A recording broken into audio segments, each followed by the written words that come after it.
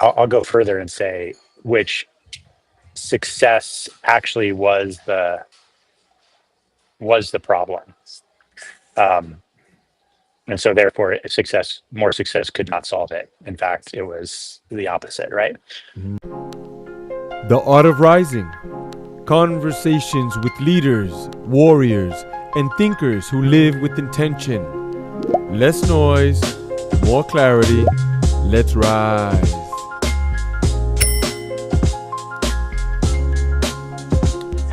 Welcome to the Art of Rising, where we are exploring transformation, leadership, and conscious visionaries changing the planet. I have the honor to sit with the powerful brother here. I've been after him for a while. We finally got it together, and I know that he's going to be dropping some gems here. So welcome to the show, brother. Introduce yourself and let us know where you're living and things like that. Awesome. Thank you, Omar. Really appreciate your having me on. And I'm Rafe Furst, and I live in Boulder, Colorado, with my wife and 3 boys. And I, uh, I guess I'm an entrepreneur. I founded, multiple companies over the last 3 decades. Also, venture capital angel investor. I spent a good chunk of time as well in there as a professional poker player. Um, um, I I love helping people accelerate possibilities in their lives. I love helping people um, go as deep as they want to go with me. I tend to be an open book, and so feel free to inquire in any areas of my life. I'll tell you if I don't think I've met a question on a podcast that I won't answer. All right, all That I'm right. not glad to answer. So Yeah, we'll see if we'll find one around here for you, brother. okay, it'll be a challenge. That's cool. Exactly. Yeah, Oh man, that's wonderful. All that great stuff that you said. It's a lot about what's going on these days in the financial markets and in our personal lives and all that. And money is always one of those things, right? I mean, I've had very good friendships break up over like $20 or 50. It's just one of the like it could have been anything else. Like we'd argue and then we'll come back, but just it was the money thing. Wow, that's crazy. But perhaps you could tell me, what has money taught you about human nature, that perhaps no book has taught you or no philosophy has ever, shown you. yeah. It's a great question. And could go so many ways with it. The first thing that comes up is that, like, when you talked about your experiences where money has kind of gotten between people, and a silly amount of money is, it's never about the money. The money just is the tip of a big iceberg of all sorts of experiences that we have in early childhood, uh, around, well, I mean, they're around a lot of things in my experience. Yeah, there's scarcity, uh, and lack, but I think where I sit in today's society, where we often actually don't, it's it's not a real need, it's not real scarcity, it's not real lack in the material plane. It's more about feelings of worthiness and self-worth at a just a human fundamental existential level. um so that, to me, it's it's very revealing. We all have what a teacher of mine calls money schmutz, right? I love that. And it just takes different forms. And some of the people who are experiencing the most scarcity internally are the wealthiest people materially. And then Mm. I've traveled to places of real financial scarcity and poverty, and where people have just the biggest, openest hearts and abundance mindset. So, not about the money is what it's taught me. That's amazing because I've done quite a bit of traveling myself too and been to some places that it's an eye opener, and things that we take for granted, like sanitation, running water, a stove that comes out with fire. Like we don't have to cut the wood and go and get the water from the river, like all these kinds of things. And they were the happiest people and the most giving. Also, it's just wow. So I know in this country, we seem to be stuck in that enigma where we have all this stuff, but yet we don't have the things that we need, right? Just crazy. Yeah. And how about yourself when you were growing up? Did you grow up with, hmm, I don't know if wealth is the right word because everyone has a different level, but yeah, I how grew was up, your growing up? yeah, yeah, kind of middle class, pretty right down the middle. You know, my parents were professionals. My father was a university professor, and then went into private practice as a clinical psychologist. Um, Mm, and my mom was like a systems engineer for aerospace in her career. Um, mm, mm, Never mm, experienced um, material scarcity, but mm, also I was aware that there were people with much greater wealth. And then starting in junior high school, I went to a private school. I grew up in LA, Los Angeles, and there's a lot of wealth. And so up until then, I was in public schools, um, and I went to private schools, and I was suddenly the poorest kid, or one of the poorest kids in the school. And so uh, it was interesting. Like I got to experience a little bit, like it wasn't true scarcity. It was like, but they all got, brand new Beamers on their 16th birthday. And it's mm, like, or the trips or whatever. mhm, But mhm, it always worked out. I didn't take it as like a personal identity issue. mhm, mhm, And maybe one of the things is that I noticed pretty early on how some of the wealthiest friends were the most troubled emotionally at home. It's just I wouldn't trade places with them. You know what I mhm. mean? So I got to Right. experience that when I was confronted with, oh, okay, there's wealth disparity, Mm, disparity around me, and that's like, oh, okay, well, I think that was helpful. Not to mm, say that I escaped childhood without my own money, but I have, right, I have right, it. right.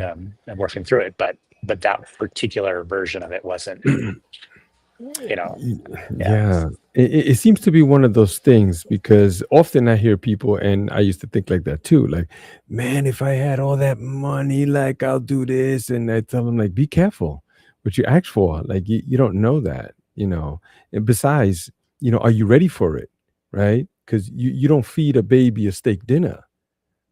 You see, you need baby food first. That's why it's always better to earn some of those things. Because if we were just thrusted into it, like we end the podcast and I got a phone call. Oh, you just inherited $5 billion.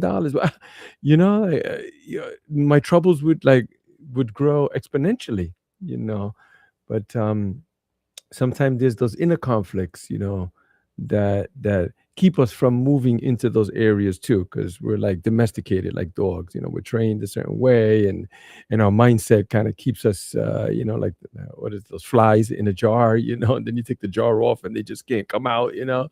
But perhaps you could tell me, what inner conflict have you faced, that success has not solved or could not solve. Yeah, that's a really juicy question. Um, I, so I'll go further and say which success actually was the problem, um, and so therefore more success could not solve it. In fact, it was the opposite, right? Mm, So the context is I feel like for the first 40 years of life, I hit all green lights, you know, like I was. I was just very, fortunate in my circumstances, and also the natural talents that I had, and they were nurtured really nicely by my family, by my teachers. I I led a very, I would say, privileged up, upbringing. And when I got into adulthood, I didn't have many hardships. Um, Things that I wanted to do, wanted to accomplish, I did.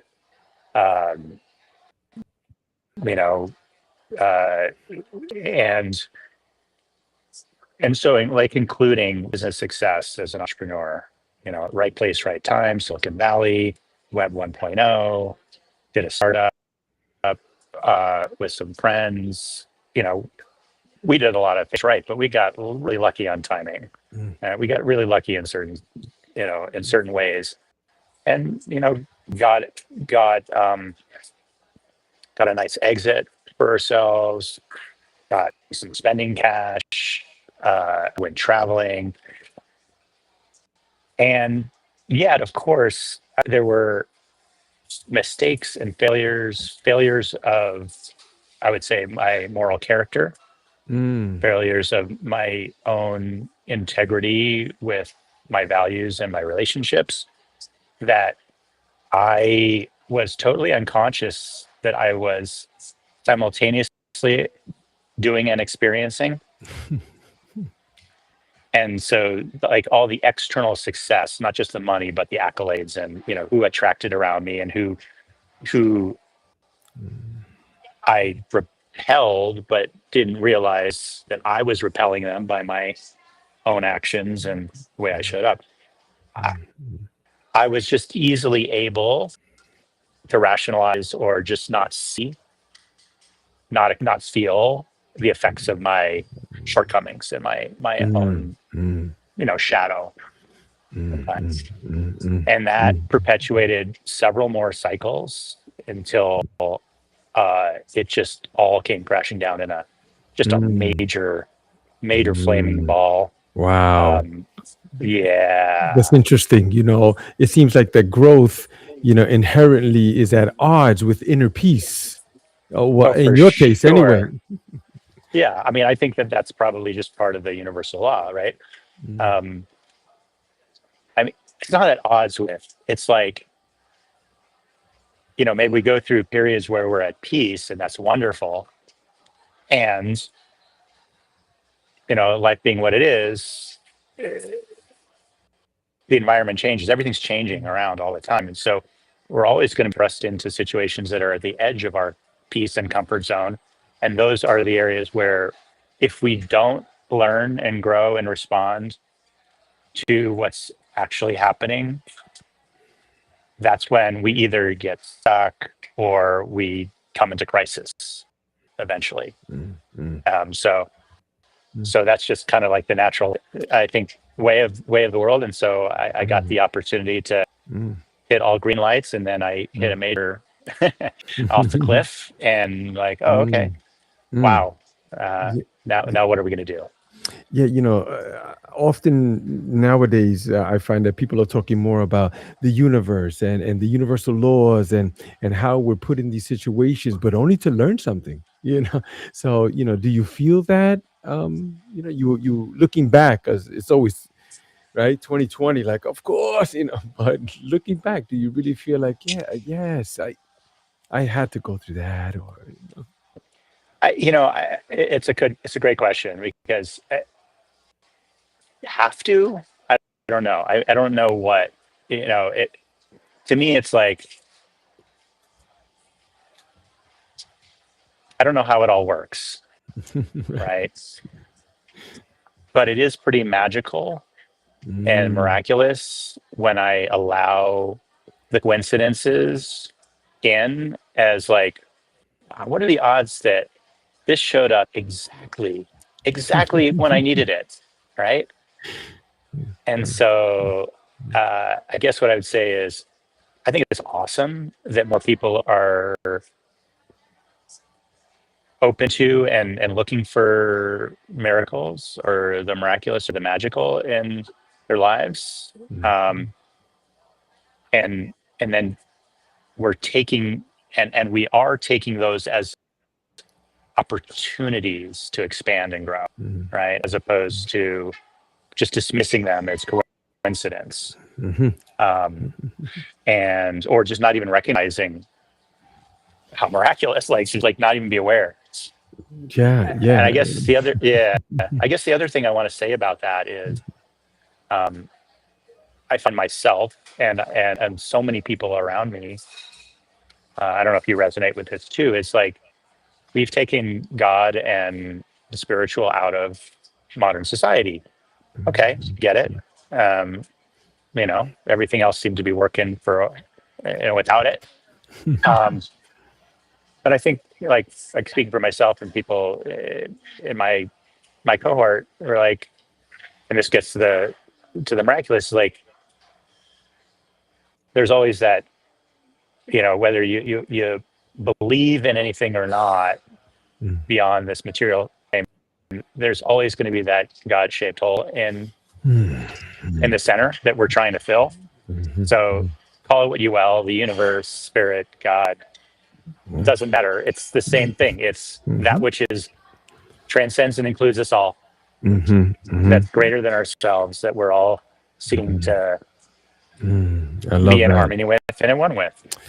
That's beautiful. I do find myself often when I stay still and stay quiet, I hear more things, some people calling them now downloads, I'm just getting these messages and clarity, which is amazing. But, you know, uh, Rafe, I'm sure that people are wondering what was the crash and burn? Could you give us like a nice snapshot of all that?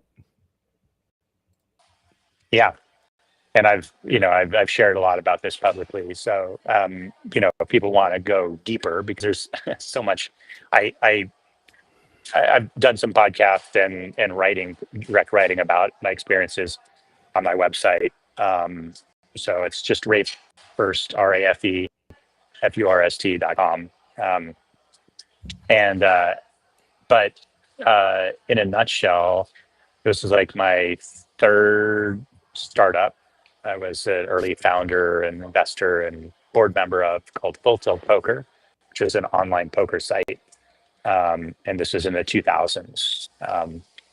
And we became very, very successful. And it brought me and the other insiders who started it, you know, millions of dollars, uh, and just cash flowing. And it was like propping up all of our lifestyles, excess, but, uh, uh, and I, like I was, doing a lot of good works and philanthropy and whatnot. So it was all the things, but, um, power corrupts, right? And money corrupts if we're not really conscious the way it's working. And so I was like, no, like everybody else in that respect.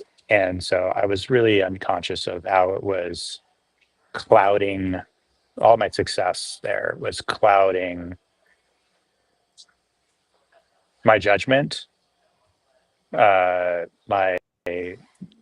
my decisions, my moral decisions, um, my relationships, and I didn't see the very obvious signs of a um, the the company was being run out of integrity, and there was actual fraud being committed. But it was my job as a board member to oversee that. Like, and I think I, in hindsight, really could have done more to prevent what happened from happening.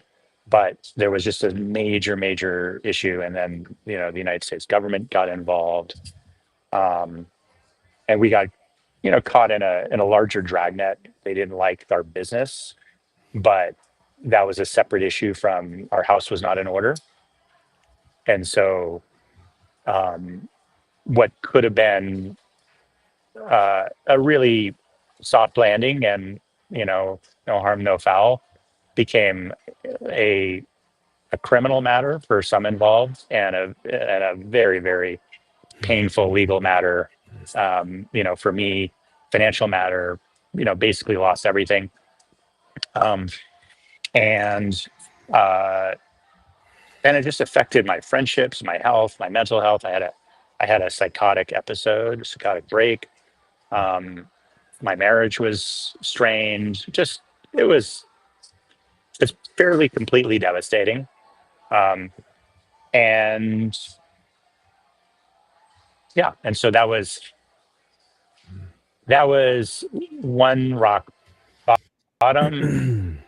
I didn't miss it really at the time for like the call to really start doing work, inner work. It Mm. would take a few more years Mm.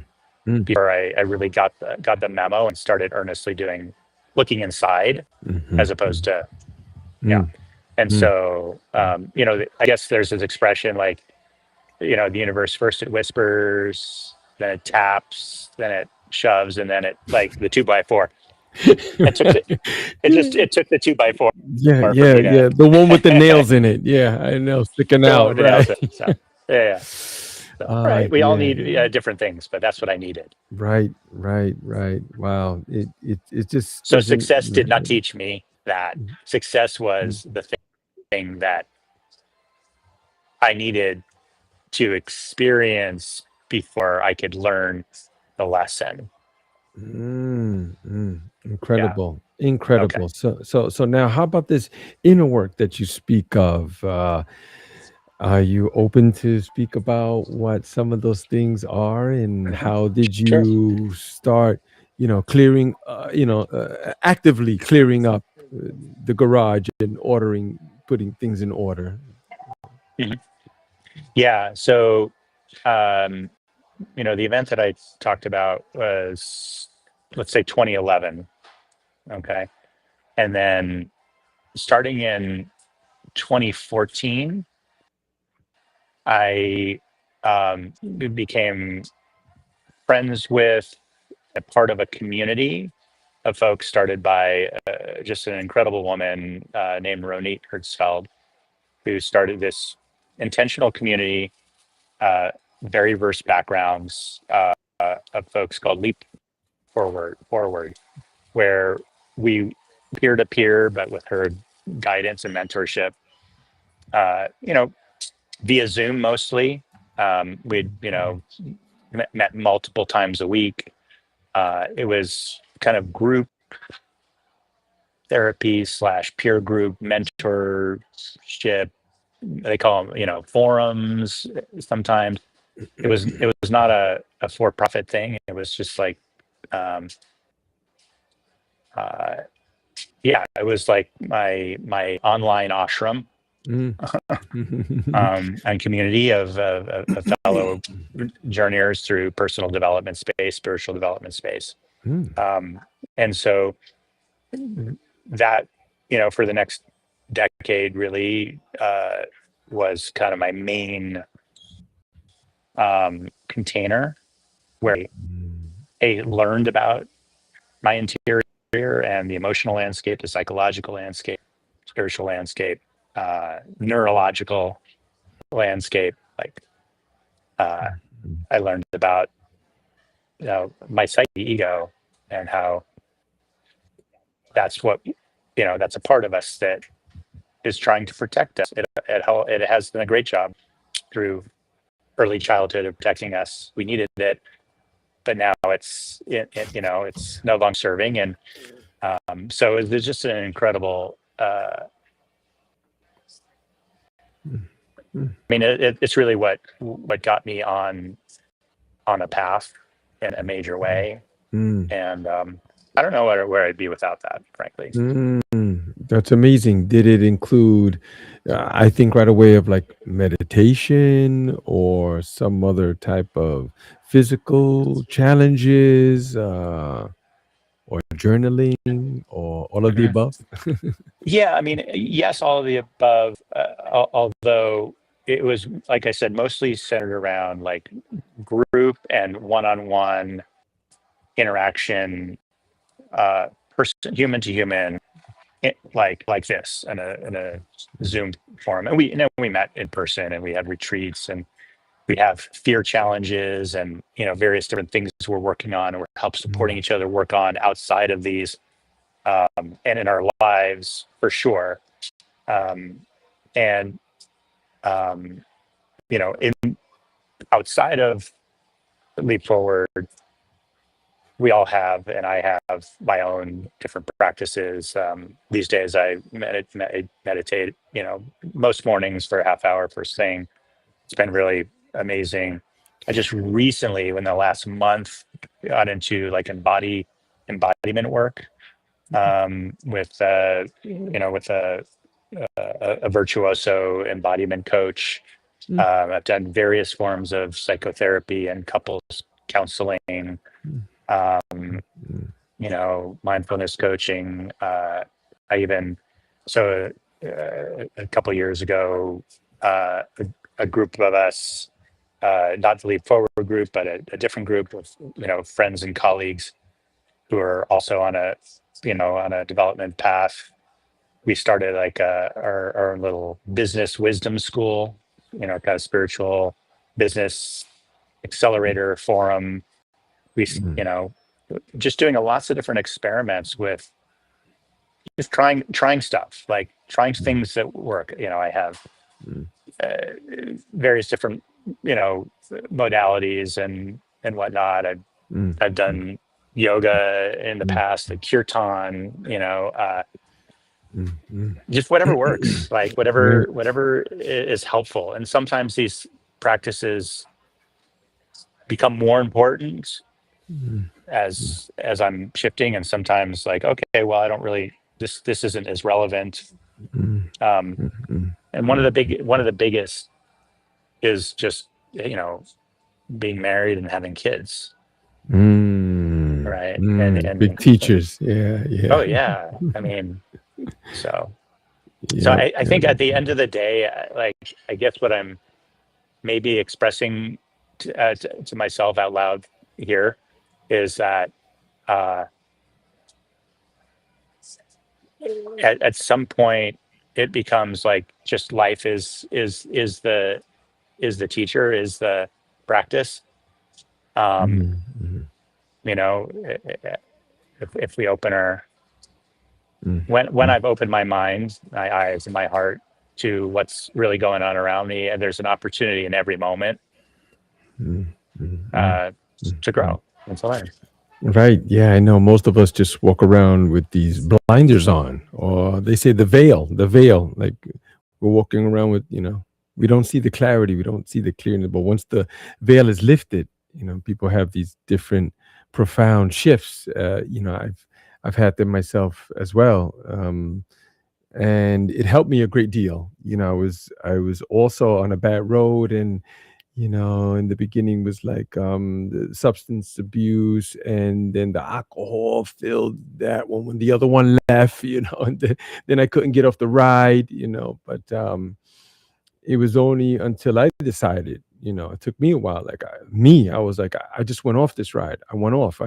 Who's driving this? Where did I pay my ticket? I just went off, and it took a while for me to do that. And but you speak about those practices, and me too. Like I run every day, and I try to put in some yoga and journaling, and then there's the cold plunges that we do also, and things like that. Now I'm at the point where I'm leading these men's gatherings too. We just came back from one a 3-day intensive, and then every once in a while I just look around and go like, man, who are you? I'm talking to myself, like, how did you get here, man? You would have, this is crazy, but it's beautiful too. It's like, wow, I get the chance to do this, the opportunity, where some other people, they just didn't, or don't, stuff like that. um That was so beautiful. Thank you for sharing that. And I very much relate to, not only the addiction, but like, it's like this. Um, I was just in one of my groups earlier this morning, and I just shared like, I am having like one of these, like, I don't know who I am. moments. And rather than that being a scary thing, it's like, oh, that's pretty awesome. Like, Mm. you Mm. know, Yeah. it's like a sign that I'm on the right track.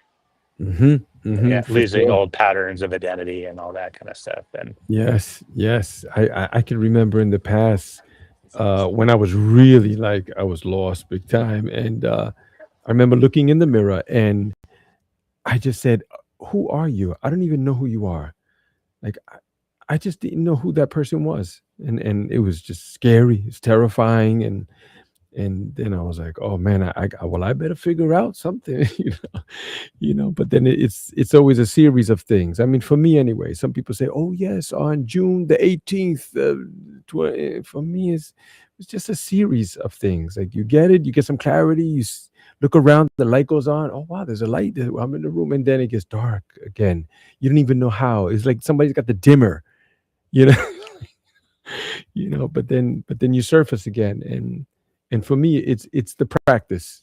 My old man was a practicing Buddhist, and then he was the one who had told me, or I see him addressing other people and say, "Oh, how's your practice going?" And I was like, "Wow, that's so nice, man. Like, it's just practice. That's what we're doing. It's just practice. It's like, we're gonna get it perfect. We're getting it perfectly for us. It's okay, whatever works, so it seems like you've experienced, both the extremes of abundance and some scarcity, especially in your personal life and stuff like that. So, what do you think about, when you look around at the state of the world and unfairness, what is it that you think about when it comes to that, you know? yeah, well, what came up when you said the word unfairness is a a growing recognition inside of myself that this isn't the only lifetime Mm, for any of us. mm, mm. That's beautiful. I love that. I love that. Yeah, it seems that way. There's lots of evidence pertaining to that. So yeah, I mean, even So even for myself. if Hmm. that's the case, right? If we Hmm. can Hmm. have that perspective, then all right, in this lifetime, I get to work with these tools and I Mm, get to work on this quest. This is what I'm mm, working on this mm, lifetime. I don't mm, need to compare myself to anybody else. mm, Every soul has its own journey, as one of my, as Ronit says. And the more I am just accepting of, yeah, this is what's going on here for me right here, right now, mm. Right, the and less that's it. I'm concerned about fairness. Like what fairness Mm, doesn't even matter. There's no, mm, mm, mm. yeah. Yes, I guess it's a call. It's a call to being present to what is. yes, Fairness is a claim that things are not the way they should be, mm, and that is, a Buddhist, or someone who knows a Buddhist really well, is the mm. recipe for suffering. Right, right. It's just the isness of it all. Yeah, yeah. It's, Fair has it's nothing to do with it. right, right. Yes, I love that. I love that. And I think about these journeys that we go on and how they're individually set up for us, or sometimes there's that free will where we make the choices. Like nothing is going to come out of the sky and stop me and you from robbing a bank. Like we could just go do it, but then there's consequences behind that, sort of like the karma, that I remember I used to have these long discussions with my old man about, but it's kind of like that cause and effect thing. But I also think of Joseph Campbell too, right? And the hero's journey. and how we're all on this journey. Like we all have to go into the cave and fight the dragon at some point, or not. You know? So do you see things like that? And how would you explain your journey or the dragon? Yeah, I love the hero's journey, and it for sure resonates, and I think it helps me organize like a map, right? Like a map for the journey. Um, yeah, I mean, I think the dragon is simply that's the part of us, the ego, the shadow, um, and the consequences or the karma of what happens when we are not aware, or we are aware but we willfully ignore the consequences of our actions and behaviors and patterns, Mm, um, and I guess what I want to say about that is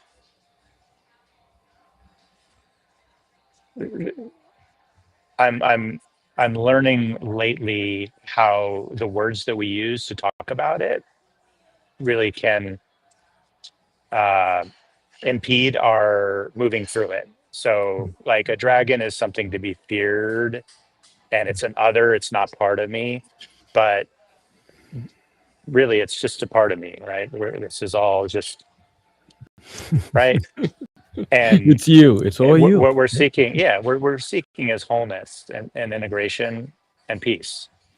And Mm, so, um, the more I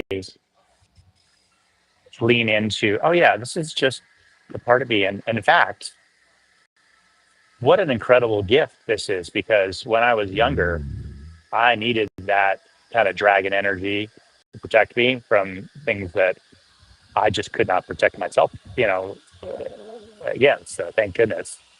Um, so, yeah, that's beautiful. And you did mention that you have some children, right? And I also have hmm kids too. And I often think about those things now, like looking back and what legacy am I leaving, right? Because there is some, kind of echo or the ripples in the water, when the stone is thrown and it reverberates, into generations, could be, depending on our actions. Like it's that serious.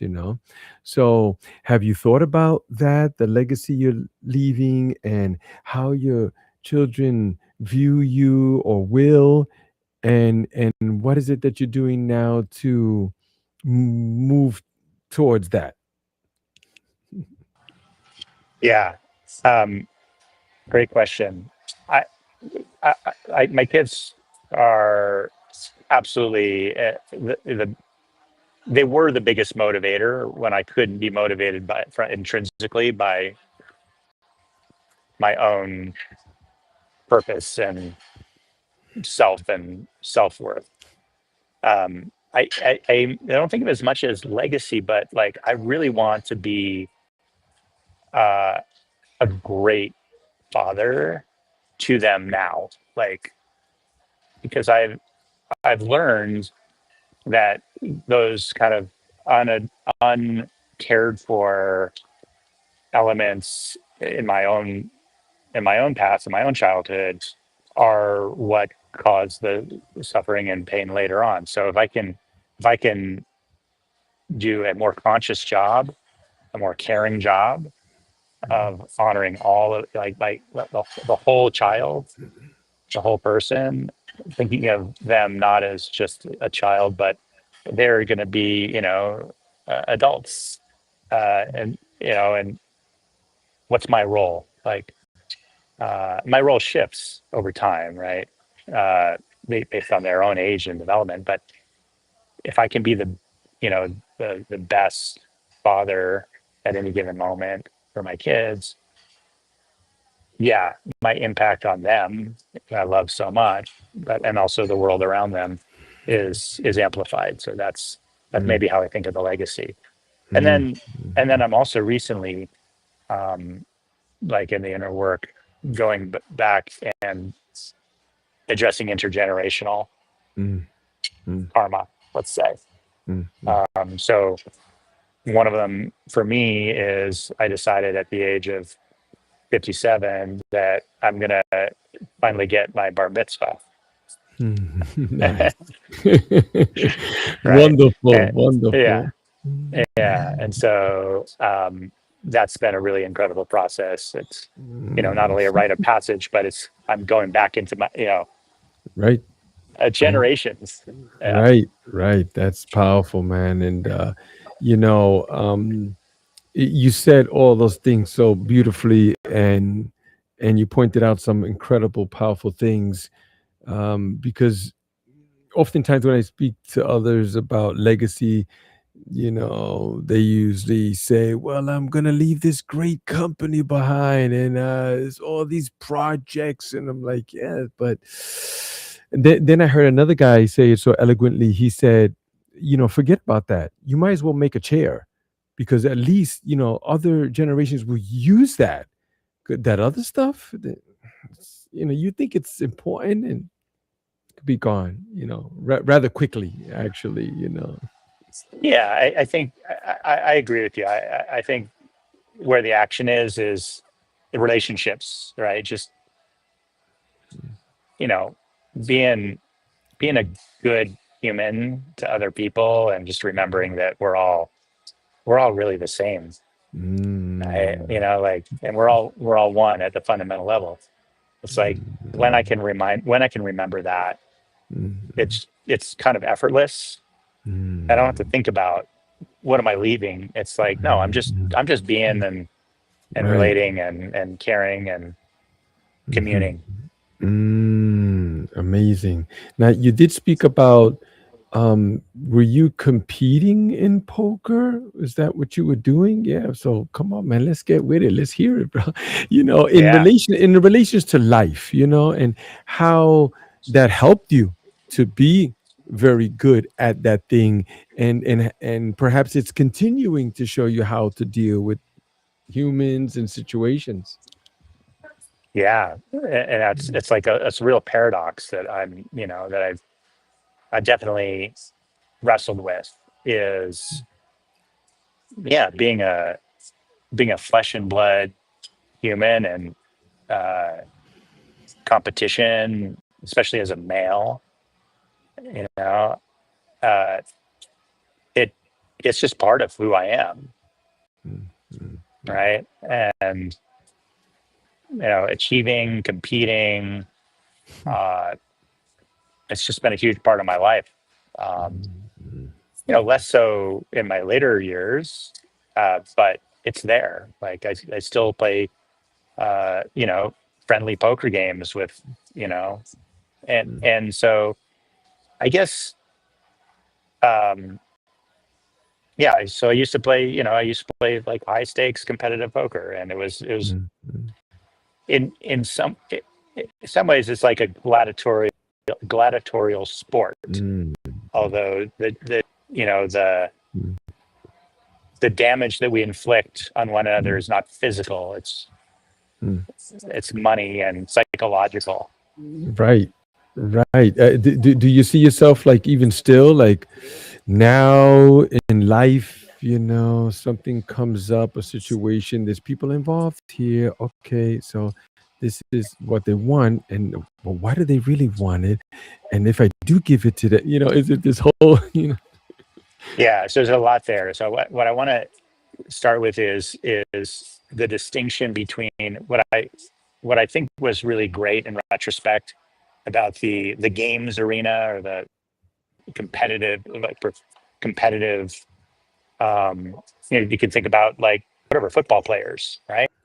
They beat each other up, Mhm, mhm, right? mhm, And it's you know, and they hug it out after the game, right? Or boxing, they right. So in that arena, like we all come together, like saying this is the thing, right? We agree, right? And outside the ring or outside the competition, off the poker table, we're great friends. Okay.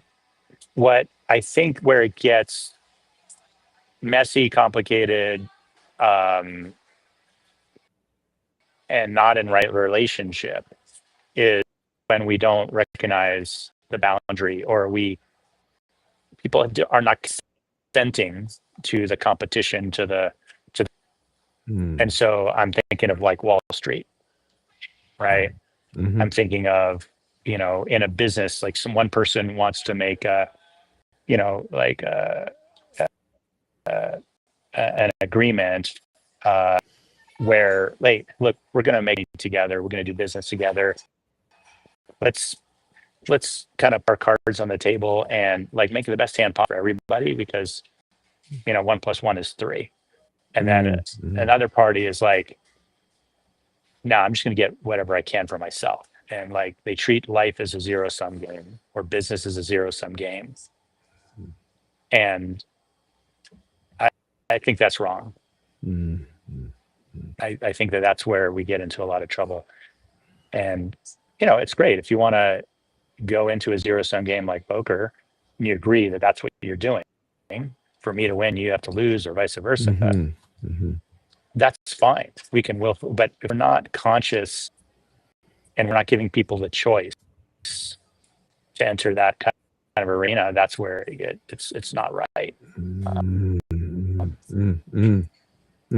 Okay. I mean, I could see how those things can affect us in that way, and I remember a good friend of mine too. I'm not sure if he's still doing it, but he was working some underground games, and he was playing for the house. He's quite good at it too, But I was like, man, it's dangerous, bro. It's underground. Like those guys who have like disposable income, you could clearly see that he didn't get it from Wall Street or something like that. But I could see the adrenaline rush too. You probably have received, in that competitive edge. Oh, for sure. I mean, look, any activity, I think you probably know this better than most, can be addictive, right? If the way you hold it. Gambling certainly is like a neurochemical addictive loop that is different than, well, maybe running, but running is particularly healthy. Right. It can be, Right. but Right. all It right. can be. But I guess, there are certain things, gambling, shopping, substances, love and sex, right? That are Right. like more classically addictive activities. So yeah. And then you touched on, and so yeah, I guess there's a lot to say there. I'm happy to, answer questions, but you also touched on just kind of like the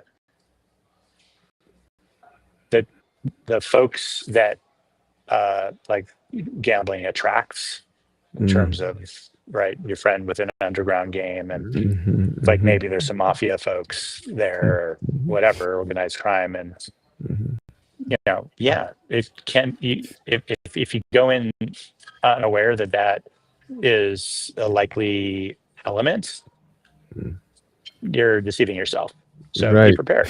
Right, exactly. So now we're coming up on the hour, and I know you've written an amazing book that is doing outstanding. And is this book about crypto, or it's about venture capital, right? Um, Yeah. So it's called The Future of Venture Capital. The subtitle is How to Win the VC Game and Make Positive Impact. And so what it is really, it's synthesis of like my and experiences, 30-ish years of being an entrepreneur, being an investor, venture capital investor, being a poker player, and then two like really great intellectual loves of mine: artificial intelligence and uh, and and crypto, decentralized technology. So I bring all of those elements in together, and I guess uh, if I were to try to summarize the book, um, it would be maybe a few different things. It's if you choose to look at these activities of entrepreneurship, investing, poker as the same game, like it's a game, making good strategic decisions under conditions of inherent uncertainty and risk over a long period of time. They're really one and the same, and you can learn a lot from, say, poker as it applies to these others. And so I actually have a blog where I teach you kind of like level poker without looking at your cards. Wow. And then I show how lessons in poker apply to investing and whatnot, and entrepreneurship decisions. So that's one element. And then I also bring in but that's not all there is to life or any of these games. There's the transrational, right? There's the spiritual. I don't call it spiritual, but in the book, but that's really what it is. It's like life's not a zero-sum game, and not everything can be predicted or engineered, or decisions. Some of the best decisions are not the rational decisions. And so reconciling that and bringing that element in. Then, I also have chapters on how I see, crypto, blockchain, decentral Web3, how I see it as a critical bridge to a more abundant future, or to a future, because there's some, like, you could look around and say, look, our ways of doing things, it's looking pretty grim. Yeah. Right. But there are technologies that are bridges to a more promised land, a world. If we're ready for really the consciousness level. I don't talk about this in the book, but the level of consciousness that we're at individually and collectively is what's going to make the difference. It's not the technologies. Right. But when we're ready to adopt these technologies like AI, like decentralized technologies, these are what we're going to need to replace the old systems of scarcity. And yes, yeah, that's the first thing that came to my mind too, is that the systems that we're in, if you look really close at it, they're old. They're already old. They've already run their course already, and then people are like, oh, I'm afraid, but what if? Like, that's just the future. And when I first started learning about crypto years ago, like, I was like, yes, of course. Like, it made perfect sense to me. Just perfect. Like, and then I was, anything I got my hands on, any documentary or articles I was reading, I was like, yes, of course. And then make some investments too. It's there, it's growing, and yeah, I'm learning. Yeah. We're all learning. And then with the AI, like, yeah, they're like, oh, but it's gonna take jobs. Yeah, so did the car too. Right? The horse and buggy guys were not happy when that came along. In fact, if you look at history, they were, making campaigns against, like, oh, don't drive in cars, you'll die. You need like 7 people, 2 on the side, 1 in the back, and you can't go that fast. Like, your skin will rip off. Like, look at us now. Like. Your skin will rip off. That's a good Yeah. one. I hadn't heard that. Okay. I'll address both crypto and AI here. You're so right. Like I look at the same way. Money is a 5,000-year-old technology. Money is it's a technology, right? It's just a tool that we created. It's not real, but it's really useful, right? Mm. Really, one of the probably the most powerful technology we've invented on planet Earth. Maybe AI is now more powerful, but yet to be seen, right? 5,000 years, right? It's helped us, build all of this from nothing. So it hasn't had an upgrade in 5,000 years. Fundamentally, it's the same thing, right? Bitcoin represents that singularity, right? Because in the past, you've always had to trust other people, right? To say, oh yeah, this is worth something. Or, you're not going to be able to counterfeit it, or, you're going to be able to hold it and custody it safely. Like you had to trust other people or central institutions, right? In more modern eras. Bitcoin, you don't have to trust any of that. You just have to trust reality, which is to say mathematics. It's the base layer. It's base layer for truth in a world that truth is becoming fractionalized. Everybody's got their own truth, right? But no, there's a ground here, and it's in mathematics. So super, super powerful technology. Yes. And I just tell people, if you're worried about the future, don't do anything drastic, right? Just put like 5 to 10% of what you can afford, to invest. Not in the stock market, not in gold, whatever. Just put it in Bitcoin. Set it, forget it. Just don't worry about anything else. You don't have to make a drastic change. That's what I tell people. That's kind of like the base layer. And then with AI, like, the conversation going on in everybody's head is like, holy shit.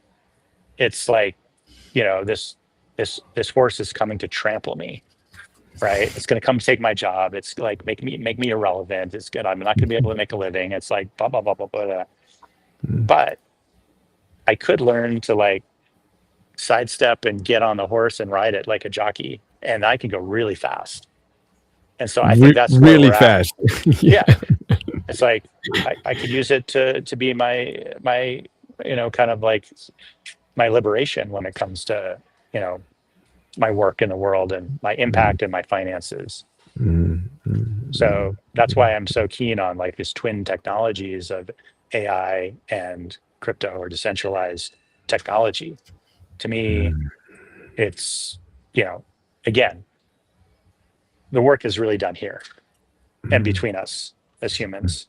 The tools that we're going to need once we've committed to that, committed to the path, committed to that hero's journey, these are the tools that we're going to need to help us get there together.